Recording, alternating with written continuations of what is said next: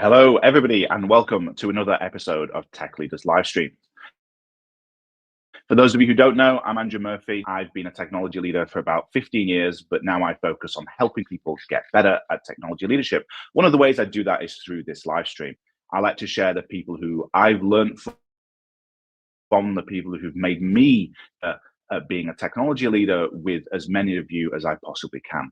When I became a leader 15 years ago, there were not the amount of citizen support that exist that we have nowadays. And so I want to do everything I possibly can to get more resources, more thought leadership, more people in front of other people talking about these types of topics. And one of the ways I do that is these live streams. So this time I have with me Scott Hanselman.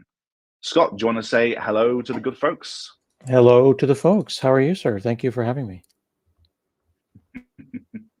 Oh, you're very welcome. This is great for me. You're somebody that I've thought about with this topic for a very, very long time. It's taken me it took me probably 10 years of my career to start doing what we're about to talk about today. And you were one of the pivotal people that kind of helped me through that. So it's great that, we can share this with the audience. Do you want to give a little quick intro to yourself, kind of, cliff notes of your career and where you are now? I'd love to, but I do want to just, before we get deep into it, Andrew, I want to point out that you are coming and going. You're blocky. Your stream doesn't appear to be very stable right now, sir. Thank you for letting me know that. I'm confirming that on YouTube I can do at my side. And I think our friends on YouTube, how is the stream? I just confirm it's not just me. I've got the YouTube on another screen here. I want to make sure you get the best recording possible. Yeah, check your task. Thank you for that, Scott. There you go. I will make sure that I don't have. Yeah. Sorry, buddy. I'll make sure that I kill everything that can be killable. While I do that, do you want to do your intro? Sure. I guess yeah. Stream is a bit choppy, says our friend Tim on the thing. All right. Is the stream choppy for everyone, Tim, or just for Andrew? I want to make sure that this isn't a StreamYard issue, or it might be that because Andrew is beholden to the speed of light at this point. It's agreeing it's and Australian internet, which is might be you. It's pretty terrible. Australian internet is bad. Do you want to continue even with the choppy internet? Yeah, we'll continue. Worst case scenario, we're doing a local recording, so I can do an upload. Yes, Tim, I'm sure that's the case. Unfortunately, in Australia, we have nationalized broadband infrastructure, which has great pros in terms of cost, great cons in terms of the reliability of it. All right, I apologize. We'll you can edit that part out. I just wanted to make sure that you are successful, sir. Thank you. No, worst case scenario, I can edit this and we'll do a post edited cut on the internet. Everything's been recorded locally as well. Cool. All right. Yeah, so my name is Scott Hanselman. I've been a technologist and a developer for going on 32 years. I'm currently at Microsoft as a VP of Developer Community, and I've got a lovely team that works with me to make sure that people are successful with whatever technology that they're choosing to do and use. I went to Microsoft to open source everything. So I'm going to keep open sourcing stuff until I eventually get fired for doing so. But I have a lot of fun.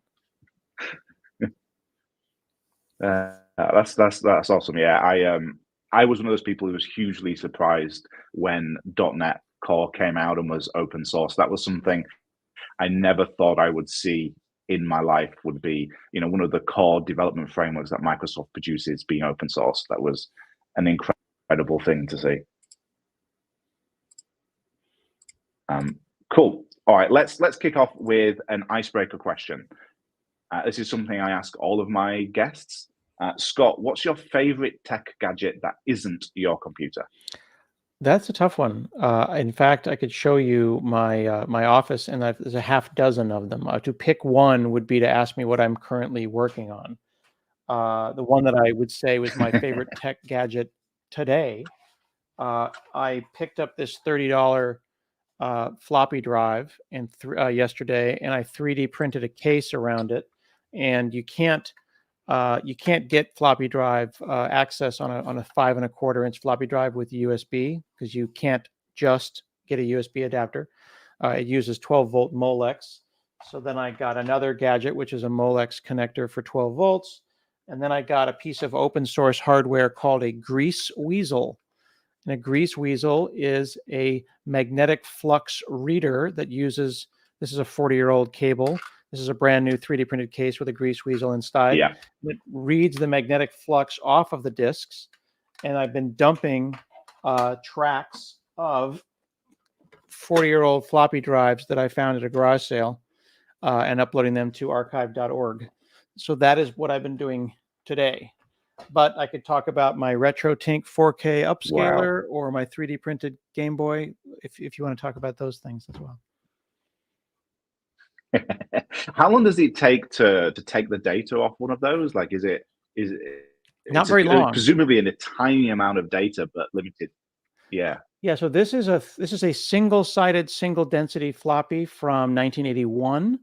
And this is about 320 to 360K, depending on how you want to measure it. And the device that I'm using to pull the flux off of it is called a flux engine. So in this particular case, I'm pulling that data off not as a byte stream, but as a kind of an analog frequency, and then converting those frequencies on a, basically it's 2 layers. You don't, I'm putting air quotes, you don't just pull bytes and bits off. Yep. You take the magnetic flux based on how many heads there are, what the rotational speed of the drive is, whether or not you have, in this case, a bad sector that I'm pointing at. And then you apply file system overlays to it to determine if that is, an Amiga disk or a Commodore disk or a DOS disk.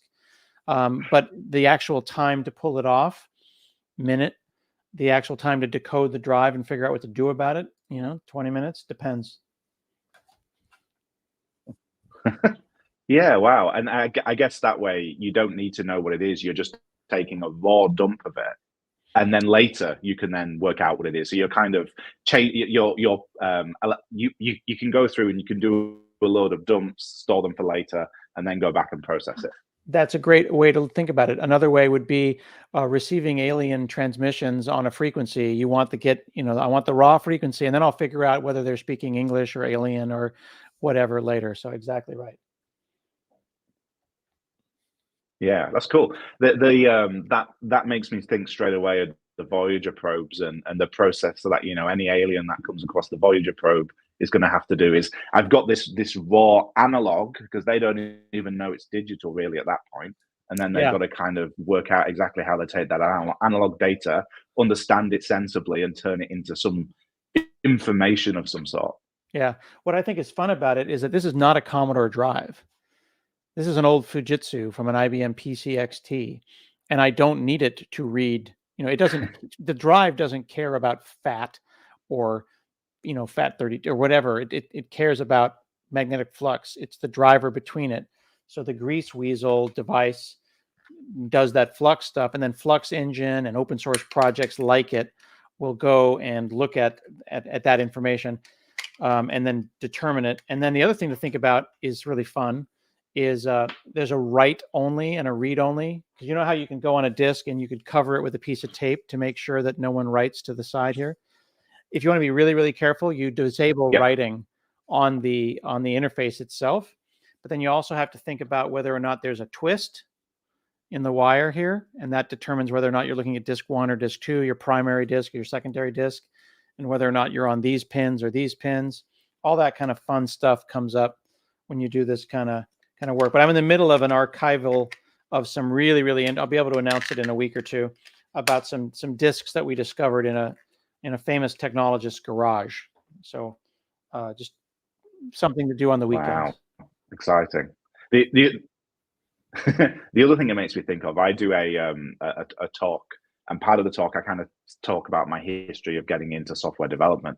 And the first computer that I programmed was a ZX Spectrum, which is kind of similar to the Commodore 64s. It's the UK version of those generation of computers, and they stored their data on audio tape.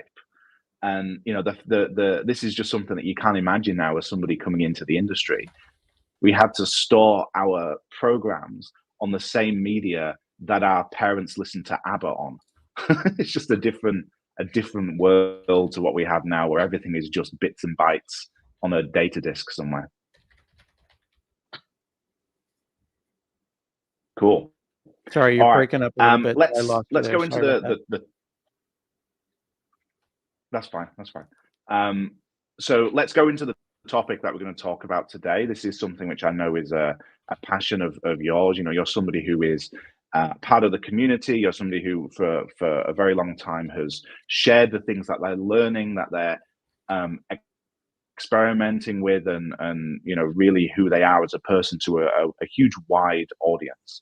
So why did you start doing that? Why did you get into sharing things that you learned and putting it out there, and what got you onto that pathway in the first place? I think that to ask that is to assume that I would know how not to. Like, people talk about personal branding and sharing online and learning in public, and all of that implies knowledge of forethought and planning a priori. I don't know why. Like, why wouldn't you? Like, remember, I grew up in a different time. I'm not. I grew up in a safer internet. I'm not in an underrepresented group. So putting your knowledge out there did not seem to be a scary thing or a thing that one should concern themselves about. I was putting stuff on, on Usenet and FidoNet 35 years ago. So why wouldn't, when the web came out, I make a website? Registering a domain in the early 90s and putting information on it seemed like the right thing to do.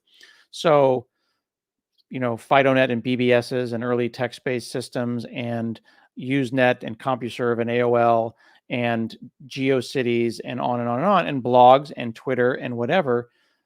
These are all just different ways to share what you're doing. Isn't the whole point to share what you're doing? So I guess I didn't get started sharing what I know. I just assumed everyone did that. Yeah, that's interesting, because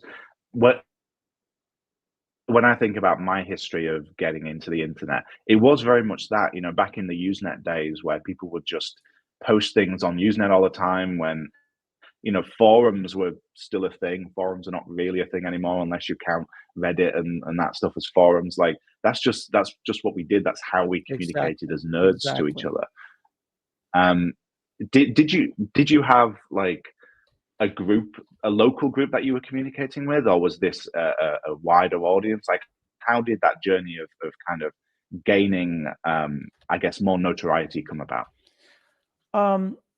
Well, so when you start sharing stuff, you share it with your group project people in university, and then you start sharing it with the lunch and learn that you have at work, and you have a brown bag lunch. And then you go from there to a local code camp, or you volunteer at a local high school, and then you go from there to a local user group and a regional code camp, and then a regional conference, and then a local. If you think about it in the terms of stand-up comedy, you spend the whole year working the small clubs, and then eventually you have a Netflix special. And then the next year you develop a new special, you try the material at small rooms, and you work your way up. 15, 20 years ago, I went to Scotland, I grabbed a car and I drove up the Scottish coast, stopping in each city to present to 30 people about, .NET. And then now in October, I'll go and keynote the Scottish Summit. You got to work the small rooms.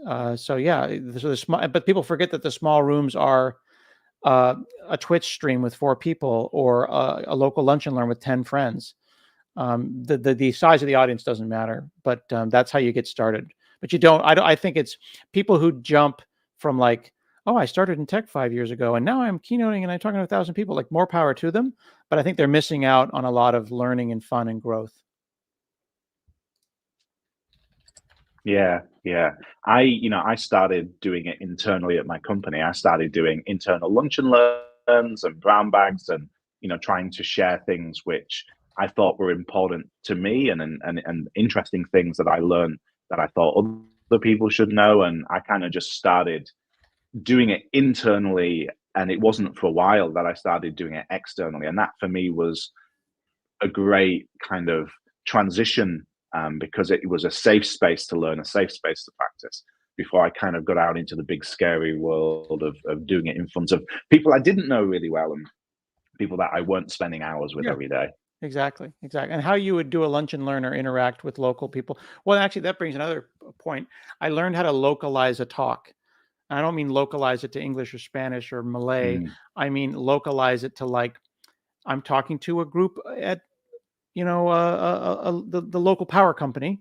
I'm talking to a bunch of insurance agents about AI. I'm talking to a bunch of doctors about running their own, file servers. You have to have a great deal of empathy for your audience, no matter who they are. If you simply give the same talk or the same teaching to everyone without changing your style, then you're going to find yourself to be less effective, which I learned by being an adjunct professor at 2 local universities. Every class is different, so you got to change it. You got to change it up. Yeah, and I guess there's 2 ways you can do that, and both of them are useful. One is to do pre-work and try and empathize prior, understand who they are, their context, and get to know them a little bit.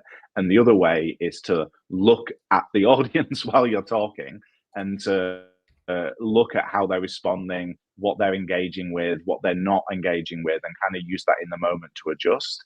That second one requires you to really know your material so deeply that you can almost do 2 things at once, which is be giving your talk at the same time as spending significant cognitive cycles looking at the audience and trying to work out how to adjust it in real time. Yeah, totally.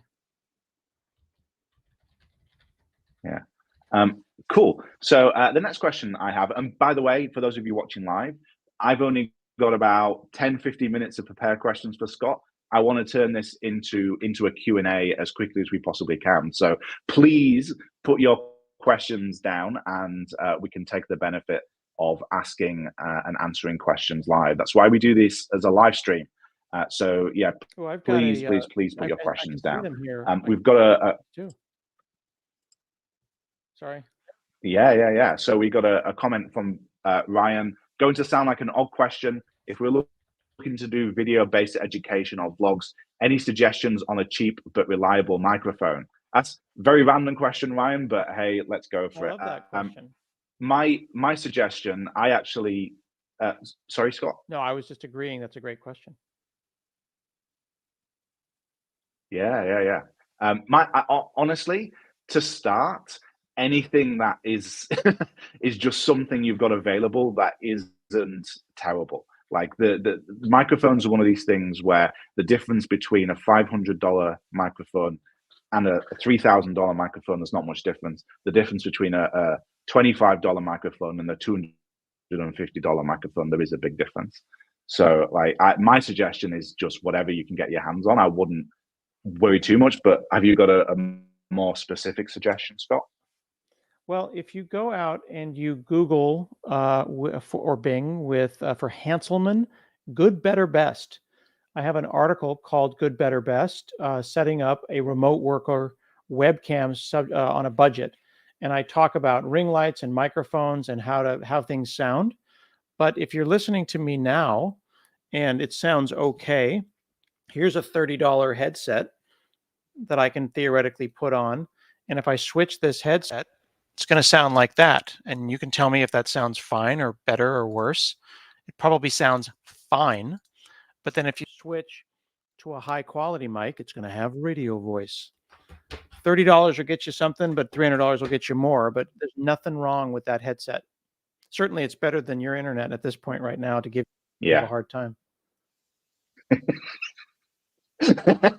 Yeah, no, I agree. I think it's good that you're actually thinking about this kind of stuff because, what I've noticed is the quality of audio in things like education is way more important than the quality of the video. People will complain about bad audio 10 times more than they complain about bad video. They don't really care if they can see the pimple on the end of your nose, but they care if they can hear you really clearly. Right. So if you're going to spend money and what you're doing is education, spend it on audio. That is the place to spend it. I do want to call out also, though, people will go and buy an expensive microphone. This is a Shure. I think it was maybe $150. And then they'll take this microphone and then they'll stick it over here and they'll wonder why it doesn't sound right. I spent all this money and all you hear now is air and walls. You have to eat the microphone. You have to bring it in and make it a radio voice. And that's got nothing to do with spending. I could spend a little bit of time with this $30 one and probably adjust it and make sure that I'm not, hitting it with air. Those are small things, but here's another one for you. So you can see me here. This room, I call it the $1 million room. It's a $300 room. These are IKEA Billy shelves. Alexa, turn off the office.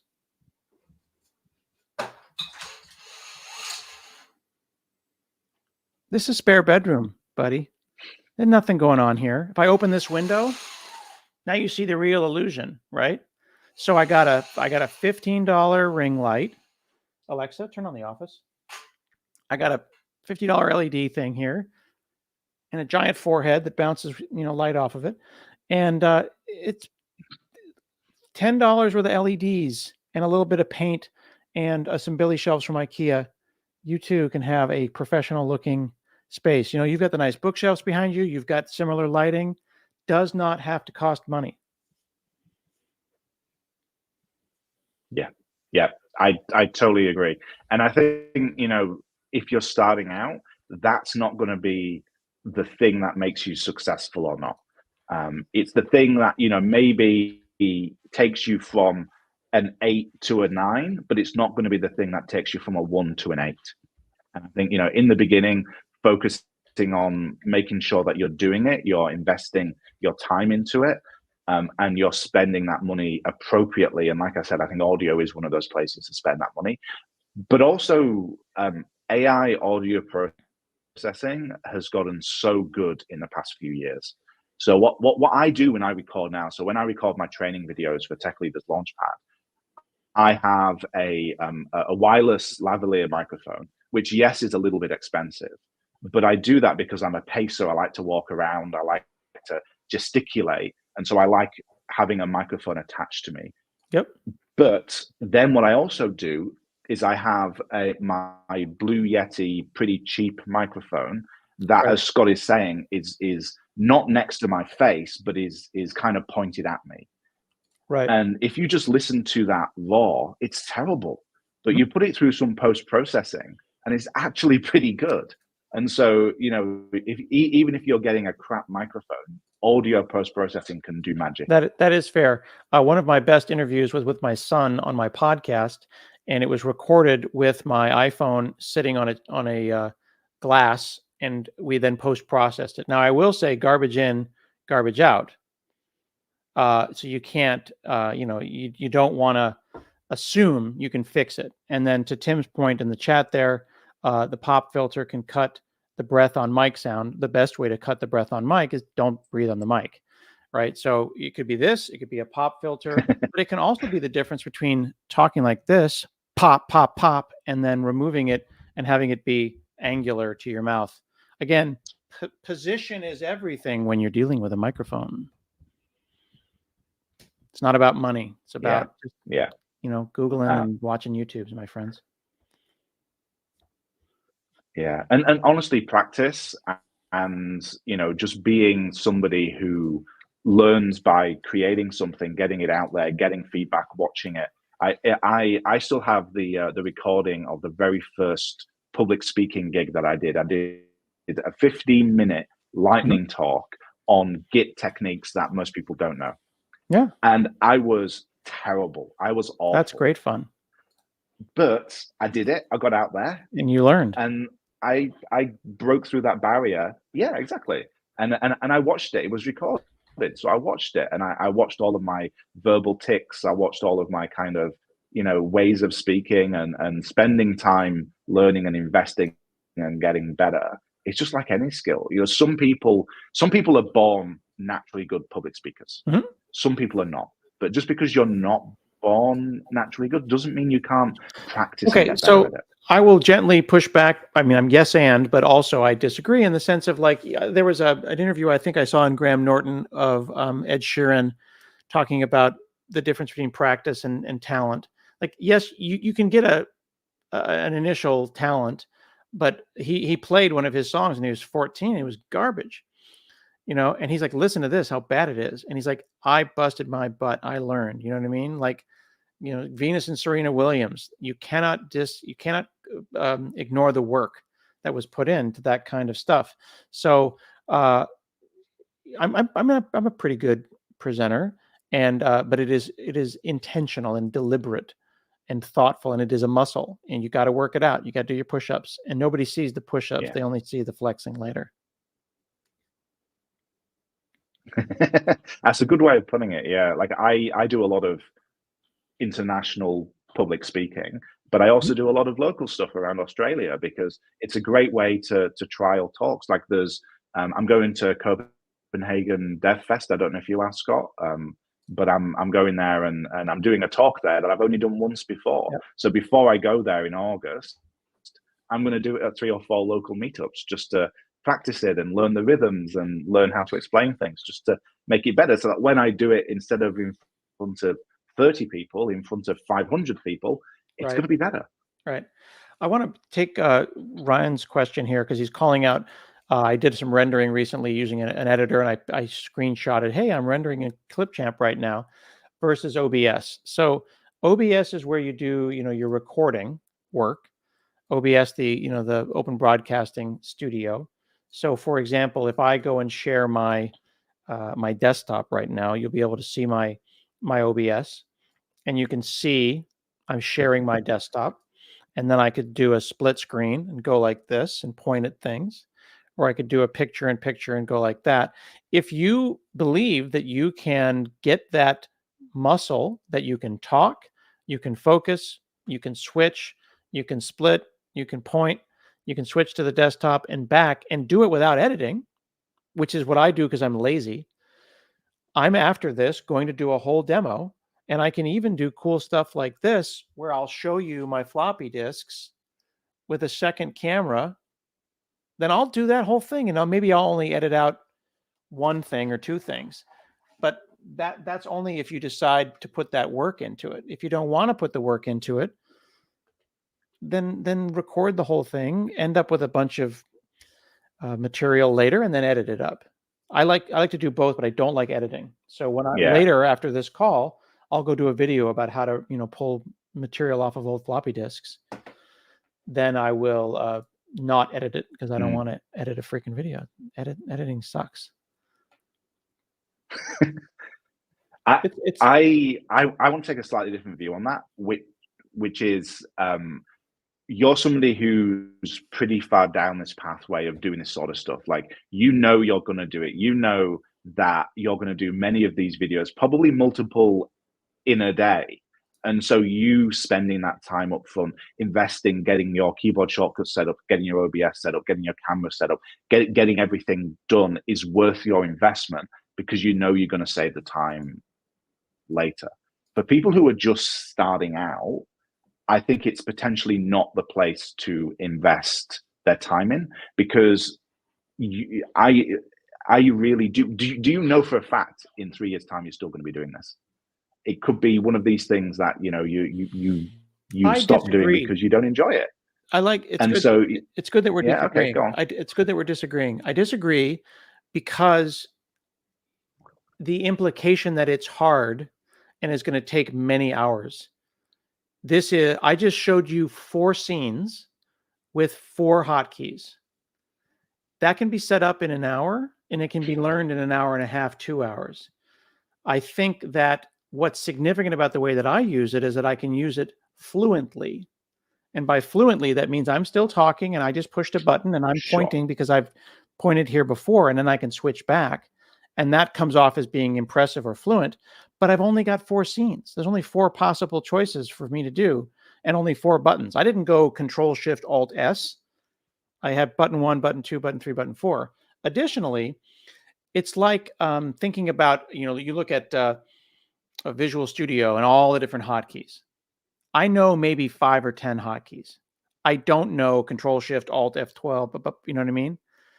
It's about there's a joke amongst martial arts enthusiasts, I did Taekwondo, that you don't be afraid of the person with like a million punches. You be afraid of the person who's got one punch, but they practiced it a million times, you know? So I would propose, if you be that one person, you only need the one punch and you just need to practice it a lot. So yeah, I'm not saying waste brain cells storing a bunch of hotkeys and a bunch of knowledge. Spend a couple of hours, be intentional, be thoughtful. I'm interested in if our audience agrees. We've got a gentleman who says that they use it at their church. That's pretty cool. Tim agrees it's not too hard. I think there's a balance. I think you and I can maybe find it's the 80-20. Yeah, that's a great way to look at it. I think we can agree on the 80-20. Tim agrees 100% with me. No, Yeah. but between you and I think we can get to 80%. A little bit of work can get you to 80% very quickly. But I love what Tim points out in the chat there, that Adam Curry, who's a famous podcaster, says if you can keep doing one takes until you get a solid take, much better than trying to piece together the ideal take from a bunch of post-production stuff.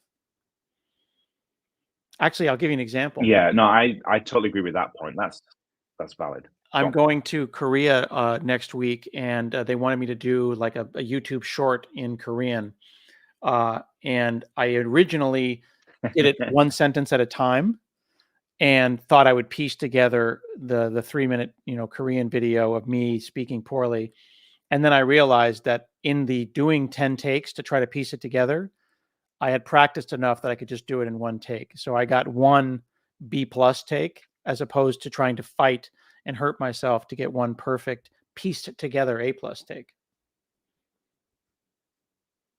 Yeah, I think there's an interesting difference here between, say, that short 30, 60, 90-second video and the kind of longer form video. Like, I think you have to be snappy. You have to be like perfect if you're doing the 30, 60-second video. Fair. I actually think there's room to be more natural in the longer form videos. I actually think that shows a bit more of your personality and your humanity if you make mistakes in the longer form videos. Well, so here's a funny example. So here is a video from a couple weeks ago that Stephen Tobe and I did 3 weeks ago. This is an hour and 6 minutes long with no edits. And it's just he and I and the code for an hour. And then we went a couple of days ago and we did a deeper dive, and we ended up doing an hour and 23 minutes. And, it's been very positive. We've been getting good numbers, and people are being very, very, they appreciate that level of effort. But the trick is he's fluent. And that's not a comment about our English. That's a comment about our movement and our teaching style. And it is very professorial. So if you can learn to teach your friends, you can learn to teach your cousin, you can learn to teach the public. And if you make a mistake, to Ryan's point in the chat there, you make a mistake, that's great. We actually made a bunch of mistakes, but they weren't freeze deer in the headlights mistakes. They were like, oh, look at that. Let's take a moment here and we'll go off into the corner and talk about why this mistake happened and then come back. Yeah. I think doing public speaking, like on stage, helps with some of that. Because, there's been plenty of times when I've said something I didn't mean. I just fluffed my words on stage, and having that understanding that it's not the end of the world, and you can come back from that and you can recover, and you can just say, hang on a minute, I didn't mean to say it like that, blah, blah, blah. And, there's nothing bad happens. The ground doesn't open up and swallow you. Lightning doesn't strike you. You just made a mistake and you correct it in the moment. Like, I think having those experiences helps with being more fluid with those experiences. We've got a question from Ojo. Scott, you've been prolific in putting content out there. How have you kept it up with life, kids, etc.? I think the trick is to pace yourself, realize that you're not going to get it 100% perfect all the time, but also be intentional about your time. A lot of people lose hours every day, whether it be Netflix or what's called revenge nighttime procrastination, which is basically doom scrolling at night to fight back against what you lost during the day. Like I know when my kids get home from school here, I know when this podcast is over, and when this podcast is over, I will go and hang out with my kids. This is not done through Herculean effort in 16-hour days. It is done by listening to your body, being intentional about your time, not burning 10 hours on videos. Tim points out that Mr. Beast and others will go and make editing an art form. That's because they're a team with millions of dollars behind them, and there's dozens of people working. I'm just one dude. You know what I mean? So, I have an editor for my podcast. I very lightly edit my videos. But Ojo, the way you do it is by doing good, solid work, but not being a perfectionist, because perfectionism can prevent you from ever shipping. Yeah. I think that intentionality in time is something that's really important to me. If you go back in the history of the live streams on my YouTube channel, if you're watching on YouTube or we looked in the LinkedIn history, you'll see that I did a live stream with Lars Klint earlier in the year. And that's exactly the topic we talked about there was, how do you kind of stop doing these revenge procrastination activities? How do you start really planning and trying to be conscious and predictable with the way you spend your time? Because it's not about hustle culture. That's something that I'm really anti. There are times in your life when you can hustle, and there are times in your life when you can't. And if you're in one of those places in your life where you can't hustle, it doesn't mean you can't do great things. Right. It just means you have to be intentional about how you do them. I have a 17-month-old child. I am starting a business. Well, I have a 17-month-old child. The requirements on my time to be both a present father and a business owner are massive. And so I am very intentional with the way that I go about that. I don't work Monday mornings. Monday mornings are sacrosanct. They're time for me to spend with my son. I take him swimming, I go out, I do things with him that are completely non-negotiable. Because what that means is that I know however busy I get, whatever happens in my week, whatever I have to accomplish, I have that time set aside. I get my son up 4 days out of the 7 in the week because I know that more often than not, I'm not going to be there to put him to bed in the evening because I'm going to be working. And so, finding those ways where you can structure it into the way you live your life, I think is key. It doesn't have to be hustle. It just has to be structured and intentional. Yep. Very much a believer in deliberate practice. So I think being able to, you can't cut it until you measure it, and you can't measure it until you notice that there might be a problem. So, if you're on TikTok or you're losing hours, that can be a sign of many things. But unless you notice it, what's going to happen is you're going to work really hard. You're going to come home. You're going to drag yourself into the tub or in front of the TV. You're going to lose time. You're going to feel bad about it. You're going to go to bed feeling bad about it. You're going to wake up in the morning feeling lousy. And it's a cycle. You got to get off the roundabout. But you can't get off the roundabout until you notice you're stuck. Yeah. I think, yes, it's important to do those things. Like, it's important to have relaxation time. But I think if you're defaulting into that decision, that's when it starts becoming a problem. And when you're kind of, doing it to the extent where it's causing issues in other areas. Like I actually structure in relaxation time. Yeah. I have time in I'm a big calendar person. I have time in my calendar that is, doing relaxation activities. I'm a nerd. I'm a geek. I got into software development because I like writing code. Now my business that I run, where I do training and I provide an online learning platform, code isn't a huge part of what I do in my day-to-day job, but it's a fun activity for me. And so if I'm finding that I need some relaxation time, one of the things that I do is find something that I can do that is not maybe the most optimal thing for me to spend my time on for the business, but is fun. And often that's writing code. It's doing something, it's adding a feature to the platform that one person has asked for. It's not the reason why I'm not making sales, but hell, if I'm going to spend 4 hours playing video games, I might as well spend 4 hours doing something else I enjoy, which is writing code.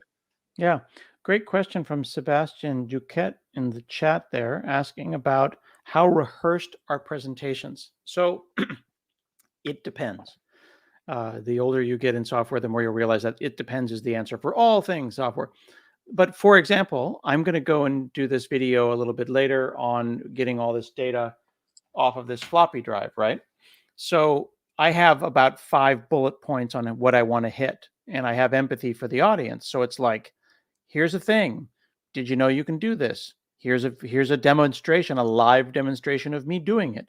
Then I'll do it. If something goes wrong in that demonstration, I'll explain what went wrong. I'll get it to work and we'll do it. How can you do it? Here's where you can go.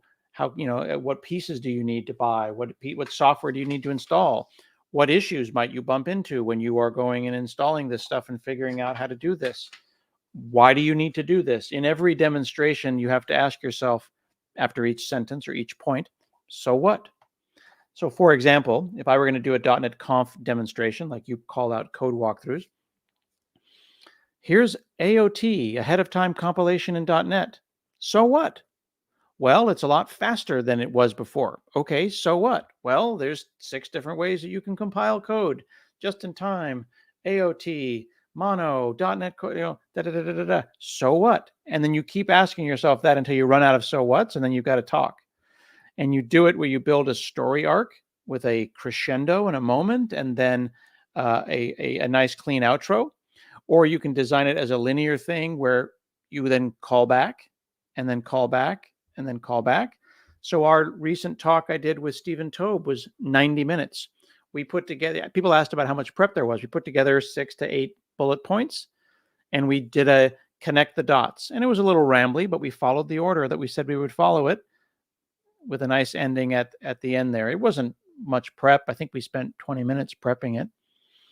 So if you know your stuff, it's ad lib, but it doesn't look ad libbed. Does that make sense? And we did see failures though, and we wanted to make sure when I do a thing for build or ignite, I want the demo to fail as many times as possible, because if it fails, then I can know that that's a possible failure. So for example, I'm going to do this demo later, like I mentioned before, where I'm going to get all these floppy drives and I'll go and do a thing. I'll probably do it in one take. I'm not worried about it. I saw a half dozen failures with this before. Failures like I failed to close the door on the floppy drive. So if that happens, I know that that'll happen. One of the disks had bad sectors, so I'll know how to deal with that if that goes wrong. The USB was loose, so I'll be able to go in Device Manager and show them that. I had a twist in this wire and not that wire. If that happens, I'll know. That's just knowing your material. It's harder if you're doing a demo and you don't know your material, and then it fails, and you're like, I've never seen this before. And then to Allah's point there, Barkawi, well, they blame the demo gods. There are no demo gods. There, and I appreciate you all, but there are no demo gods. There's either being prepared or not being prepared. Well, then the computer could crash or the internet could go down. Well, at the house here, I've got dual internet. I could always tether my phone. I've been on stage and I've had my laptop blue screen, and I pulled a second laptop out and opened it and continued the demo. One time I had this machine die. I stood up and I went over to this machine and I joined Teams on the other machine. This is just like when you blame the cloud for your site going down. I'm not being mean saying, well, it's your fault. I'm saying 99% uptime, the cloud will handle it. 99.1, 0.2, and then what they call 5 nines. That's not the cloud's job. That's your job. How much money and time do you want to spend for it to be perfect? So if I was in a demo conference I was in a conference rather last week in Utah, someone had their demo fail, but they had pre-recorded it the night before. So they started playing a video of it working. I mean, that's prepared. That's gold. You know what I mean? You could go and log into, oh, the whole thing died. My computer died. Then they log into someone else's computer, go to Google Drive or OneDrive. They play the video and they keep going. I mean, that's just, but it requires effort. Now, do you need to do that with every talk? No. But with every talk, you ask yourselves, do I want 5 nines guarantee or do I want just 99? Does that make sense? I think there's two axes we're talking about here that are orthogonal. There's the axes of preparation and rehearsing, and then there's the axis of scripting versus ad-libbing. And I think they're orthogonal to each other. And I think that's kind of what we're trying to say here is you can be prepared, you can be rehearsed, you can know your content really well and know all the ways things are going to go and not have a scripted presentation. Like those two things are completely orthogonal to each other. I agree with you. I agree with you. Yeah. Yeah, Tim makes so we got a question. The 5 nines analogy is different, right? If you're doing it for a keynote, yeah, you have 50 ways that it's you're not gonna fail. But you do a TikTok or a YouTube, it doesn't matter. Yeah, which is the same as what we think about site reliability. You know, we're not going to apply 5 nines to something that is used once a year. We're going to use it appropriately. We got a question about storytelling and what techniques or resources do you use to do storytelling. So one of the things that I like to do, and somebody else mentioned it, is the hero's journey. That's a great kind of framework to use. Another thing I do is really, really simple, which is really just ask myself the question, what mindset shift do I want people to go through after they've been through this? Like I focus everything in my presentations and in my education content on how I want to change people's minds after the presentation, and then kind of work backwards from that of going, well, if I want them to think and feel this thing, how do I need to structure the presentation so that they think and feel this thing? I never go into a presentation thinking, what do I want people to know different? I go into a presentation thinking, what do I want them to do differently? And how do I structure it based off that? Yeah. For me, as a person that identifies as a teacher, and I've decided in everything that I do, I'm a teacher. I started out as a teacher and I will end as a teacher. My call to action, as the marketing people always say, is to feel more powerful than I did before the presentation. Oh, I didn't know I could do that. I'm going to go try that. To be informed is to be powerful, and to be powerful is to be able to change things. So that is my outcome always for what I'm doing when I do presentations of any kind. So as Ryan points out, choose the outcome, and the outcome is the foundation. For me, to feel empowered is always the outcome for the stuff that I do. Yeah. So then, we look at. I think it's a really good life lesson as well. Oh, sorry.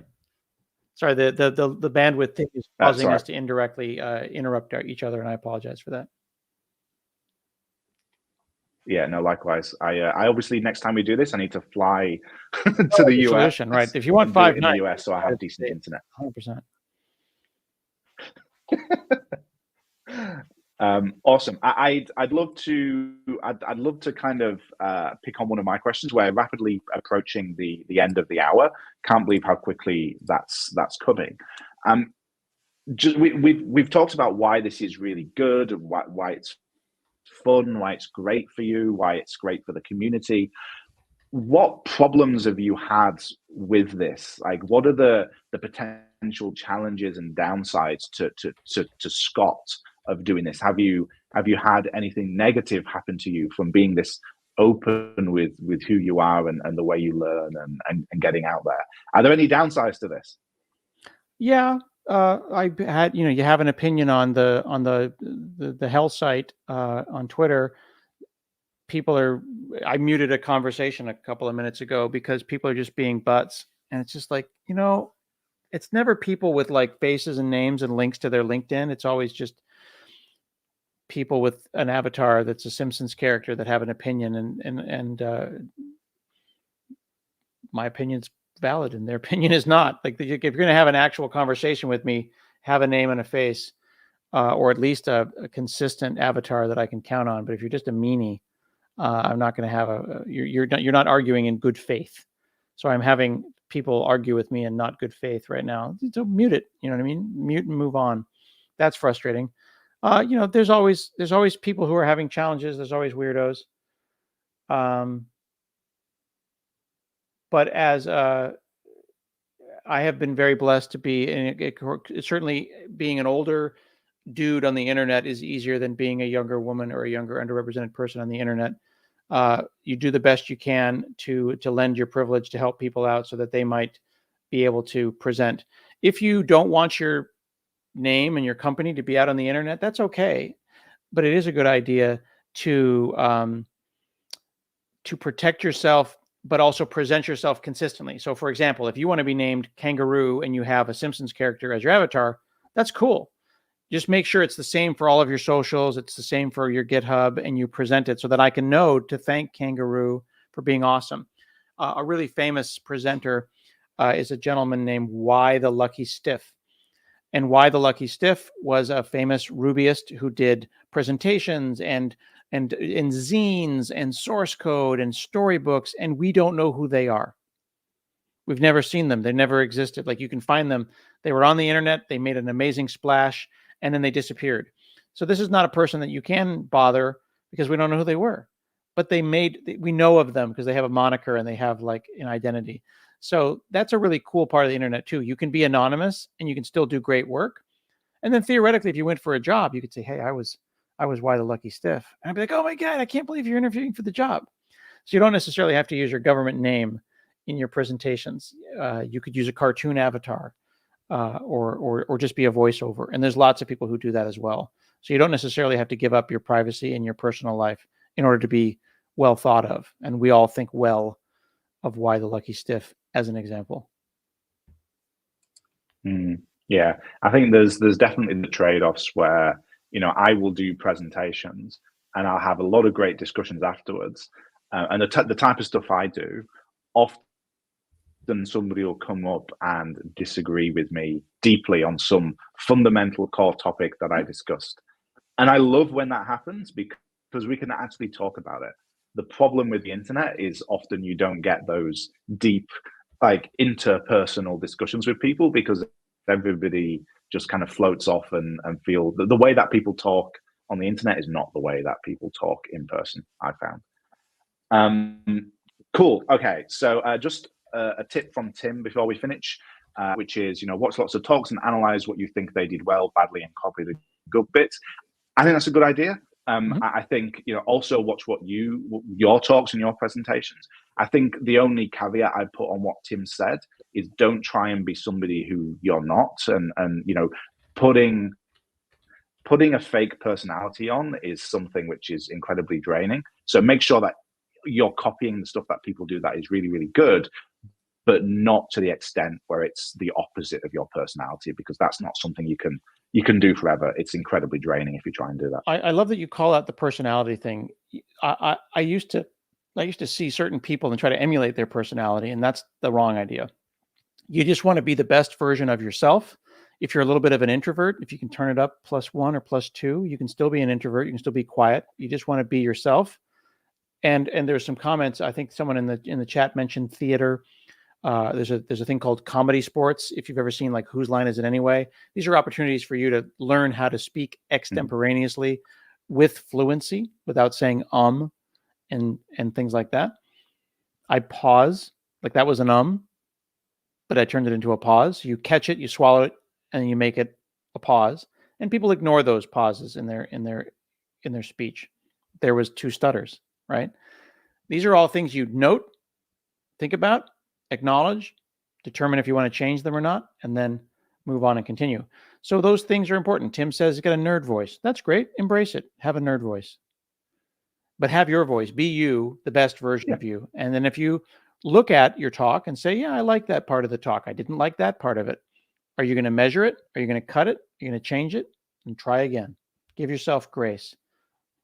We do not need an AI to analyze our audio, though. I will push back on that, my friends.